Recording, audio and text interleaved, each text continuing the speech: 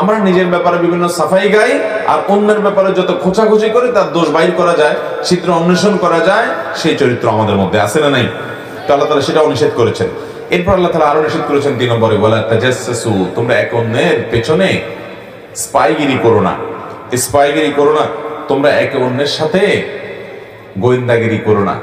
ওই যে দোষ বাইর করা, ছিদ্রান্বেষণ এটা করবা না। এগুলোও দেখবেন আমাদের মধ্যে প্রচুর আছে। বরং যারা ইসলাম প্র্যাকটিস করে তাদের মধ্যে কোনো কোনো ক্ষেত্রে এই রোগগুলো আরো বেশি, যে এক দলের লোক আরেক দলের লোকের বিরুদ্ধে স্পাইগিরি করে, আছে না নাই?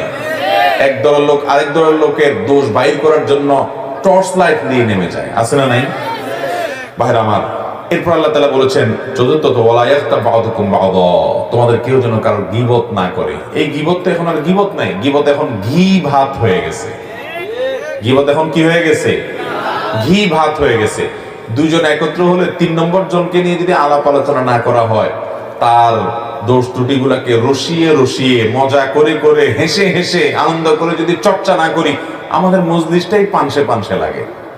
ঠিক না বে ঠিক? এই পরিমাণ ভয়ঙ্কর আকার ধারণ করেছে গীবত। এই পাপ যখন আমরা করি, এই অপরাধ যখন আমরা করি, আমাদের হিতাহিত জ্ঞান পর্যন্ত থাকে না। আমরা এমন ভাবে করি এটা যে অপরাধ, সে অপরাধ বোধটুকু পর্যন্ত আমাদের মধ্যে কাজ করে না।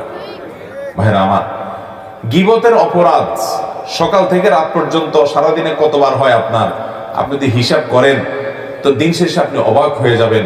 দেখা যাবে আপনার দ্বারা সবচেয়ে এই ভয়াবহ পাপটা পরিমাণে অন্য অনেক পাপের চাইতে বেশি হচ্ছে। ঠিক না বেঠিক?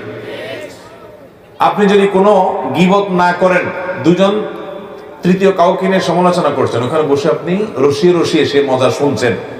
ওয়াজ মাহফিলের মধ্যে বসে আজকাল অনেক গীবত হয় কি হয় না? ব্যক্তির ব্যক্তিগত বিষয়গুলো নিয়ে চর্চা করা, খোঁচাখুচি করা, দ্বীনদার ভাইদের ভিতরে ইসলাম প্র্যাকটিস করে সেই ভাইদের মধ্যে এরকমগুলো ব্যাপক আকার ধারণ করেছে। এগুলো বাধা দেওয়ার মতো লোক পাওয়া যায় না। আমার মাদ্রাসার ছাত্র জীবনে এক ভাইয়ের কথা মনে পড়ে। এই কুমিল্লার মানুষ উনি ছিলেন, আব্দুল কাইয়ুম ভাই।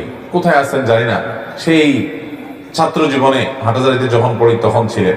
আমার মনে আছে যে আমরা কখনো যদি কারোর বিষয়ে কোনো সমালোচনা করছি, সাথে সাথে আব্দুল কাইয়ুম ভাই বলতেন, ভাই হয় থামান আলোচনা, আল্লাহ আমি এখান থেকে চলে যাব, কারণ আমি গুনাহ করব না। গীবত করা যেমন গুনাহ, গীবত শোনাটাও আমি শুনবো না। এরকম মুত্তাকি পরহেজগারের সংখ্যা আমাদের সমাজে অনেক কম।